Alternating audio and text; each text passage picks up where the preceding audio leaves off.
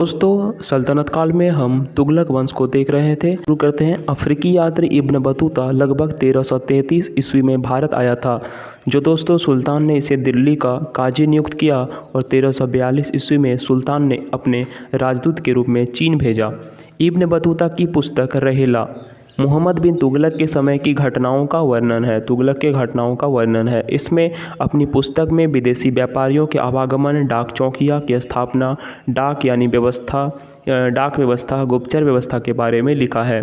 मोहम्मद बिन तुगलक की मृत्यु 20 मार्च 1351 ईस्वी को हो जाती है और सिंध जाते समय ठट्टा के निकट हो गई थी, गोडाल में हो गई थी मोहम्मद बिन तुगलक की मृत्यु। दोस्तों मोहम्मद बिन तुगलक के शासनकाल में दक्षिण में हरियर एवं बुक्का नामक दो भाइयों ने 1336 ईस्वी में स्वतंत्र राज्य विजयनगर की स्थापना की। तो विजयनगर की स्थापना हरियर एवं बुक्का नामक दो भाइयों ने की थी। कब? 1336 ईस्वी में मोहम्मद बिन तुगलक के शासनकाल में। महाराष्ट्र में अलाउद्दीन बहमन शाह दोस्तों 1347 ईस्वी में स्वतंत्र बहमनी राज्य की स्थापना किया था। मोहम्मद बिन तुगलक की मृत्यु पर इतिहासकार बर्नी लिखता है कि अंततः लोगों को उससे मुक्ति मिली और उससे लोगों से। मोहम्मद बिन तुगलक शेख अलाउद्दीन का शिष्य था। यह सल्तनत का पहला शासक था। मोहम्मद बिन तुगलक जिसने अजमेर में शख मोइनुद्दीन चिश्ती की दरगाह, बहराइच में सालार गाजी मौजूद गाजी के मकबरे में गया। दोस्तों मोहम्मद बिन तुगलक ने बदायूं में मरीम मुलहिम, दिल्ली में शेख निजामुद्दीन औलिया, मुल्तान में शेख रुकनुद्दीन, अजूदद में दोस्तों शेख सुल्तान आदि संतों का कब्र मकबरे बनवाए। दोस्तों फिरोज तुगलक का राज्याभिषेक ठट्टा के नज़दीक 20 मार्च 1351 ईस्वी को हुआ। वह पुनः फिरोज राज्याभिषेक दिल्ली में अगस्त 1351 ईस्वी को हुआ, जो खलीफा द्वारा इसे कासिम अमीर उससे मोमिन उसकी उपाधि दी गई। दोस्तों राजस्व व्यवस्था के अंतर्गत फिरोज शासनकाल में 24 कष्टदायक करों को समाप्त कर केवल 4 कर खराज जो लगान का करता, खुम्स युद्ध में लूटा का माल का करता और जजिया एवं जकात वसूल करने का आदेश दिया। दोस्तों फिरोज तुगलक ब्राह्मण पर जजिया लागू करने वाला पहला मुसलमान शासक था। फिरोज तुगलक जो था वो ब्राह्मणों पर दोस्तों जजिया लागू करने वाला पहला मुसलमान शासक था। फिरोज तुगलक ने एक नया सिंचाई कर भी लगाया जो उपज का 1/10 भाग था। फिरोज तुगलक ने 5 बड़ी नहरों का निर्माण करवाया। फिरोज तुगलक ने 300 नए नगरों की स्थापना की। इसमें हिसार, फिरोजाबाद, दिल्ली, फतेहाबाद, जौनपुर, फिरोजपुर प्रमुख है। इसके शासनकाल में खिजराबाद, टोपरा गांव। फिरोज तुगलक ने 300 नए नगर की स्थापना की। इनमें हिसार, फिरोजाबाद, फतेहाबाद, जौनपुर और फिरोजपुर प्रमुख है। इसके शासनकाल में फिरोज तुगलक के काल में खिजराबाद जो मेरठ से एक अशोक के 2 स्तंभों को लाकर दिल्ली में स्थापित किया गया। सुल्तान फिरोज तुगलक ने अनाथ मुस्लिम महिलाओं, विधवाओं एवं लड़कियों की सहायता के लिए एक नए विभाग दीवान-ए-खैरात की स्थापना की। दीवान-ए-खैरात की स्थापना किसने की? फिरोज तुगलक ने। सल्तनतकालीन सुल्तानों के शासनकाल में सबसे अधिक दासों की संख्या करीब 1,80,000 फिरोज तुगलक के समय की थी। दासों के देखभाल के लिए फिरोज ने एक नए विभाग दीवान-ए-बगदान की स्थापना की। दासों के देखभाल के लिए फिरोज तुगलक ने दीवान-ए-बगदान की स्थापना की।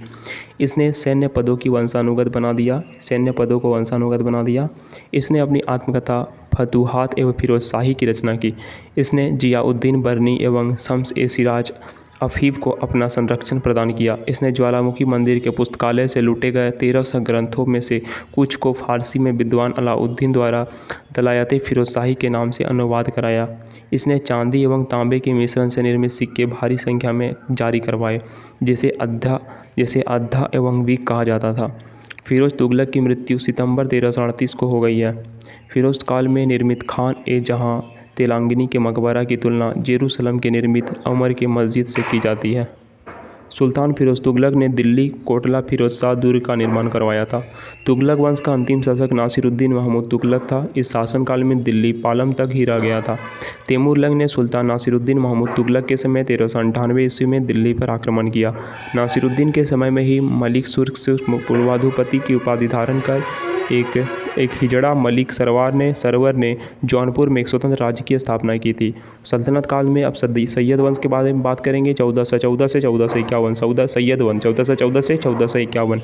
दोस्तों, सैयद वंश का संस्थापक खिजर खां था। इसने सुल्तान की उपाधि न धारण कर लेने पर अपने रैयत ए आला की उपाधि धारण से खुश था। खिजर खां तैमूरलंग का सेनापति था। भारत से लौटते समय तैमूरलंग ने खिजर खां को मुल्तान, लाहौर, दीपालपुर का शासक नियुक्त किया।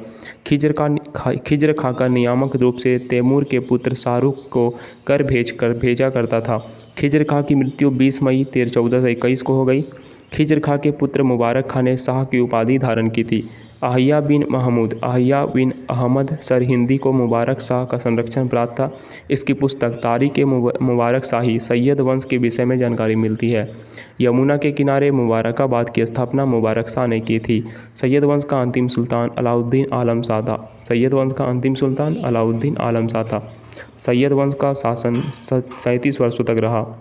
उसके बाद आता है लोधी वंश 1451 से 1526। लोधी वंश का संस्थापक बहलोल लोधी, जो 19 अप्रैल 1451 ईस्वी को बहलोल शाहगाजी की उपाधि दिल्ली के सिंहासन पर बैठा। बहलोल लोधी 19 अप्रैल 1451 ईस्वी को दिल्ली पर प्रथम अफगान राज्य की स्थापना श्रेय बहलोल लोधी को ही दिया जाता है। बहलोल लोधी ने बहलोल सिक्के प्रचलन करवाया। वह अपने सरदारों को मकसद-ए-अली कहकर पुकारता था। वह अपने सरदारों को खड़े रहने पर स्वयं भी खड़ा कर रहता था। बहलोल लोधी का पुत्र निजाम खां, जो 17 जुलाई 1489 ईस्वी में सुल्तान सिकंदर शाह की उपाधि से दिल्ली के सिंहासन पर बैठा। 1504 में सिकंदर लोधी ने आगरा शहर की स्थापना की थी। भूमि के लिए मापन के प्रमाणिक पैमाना गजे सिकंदरी का प्रचलन सिकंदर लोधी ने किया। गुलरुखी शीर्षक से फारसी कविताएं लिखने वाला सुल्तान सिकंदर लोधी था। सिकंदर लोधी ने आगरा को अपनी राजधानी बनाया। इसके आदेश के संस्कृति के एक आयुर्वेद ग्रंथ का फारसी में फरहंगे सिकंदरी के नाम से अनुवाद हुआ। इस नगरकोट ज्वालामुखी मंदिर की मूर्ति तोड़कर उसने टुकड़ों को कसाईयों को मांस तौलने के लिए दे दिया था। इससे मुसलमान को तजिया निकालने एवं मुसलमान की स्त्रियों को पीरों तथा संतों के मजार पर रहने पर प्रतिबंध लगा दिया। गले की बीमारी के कारण सिकंदर लोधी की मृत्यु 21 नवंबर 1517 ईस्वी को हो जाती है। इसी दिन इसका पुत्र इब्राहिम शाह उपाधि से आगरा के सिंहासन पर बैठा। 21 अप्रैल 1526 ईस्वी की बात है, जब पानीपत का प्रथम युद्ध में इब्राहिम लोधी बाबर से हार गया। पानीपत के प्रथम युद्ध 21 अप्रैल 1526 ईस्वी बाबर से हार गया। इब्राहिम लोधी की जीत हुई। इस युद्ध में वह मारा गया। कौन? बाबर भारत पर आक्रमण के लिए नियंत्रण पंजाब के शासक दौलत खां एवं इब्राहिम लोधी के चाचा आलम खां ने दिया था। मोट की मस्जिद का निर्माण सिकंदर लोधी व वजीर द्वारा किया गया था। सल्तनतकालीन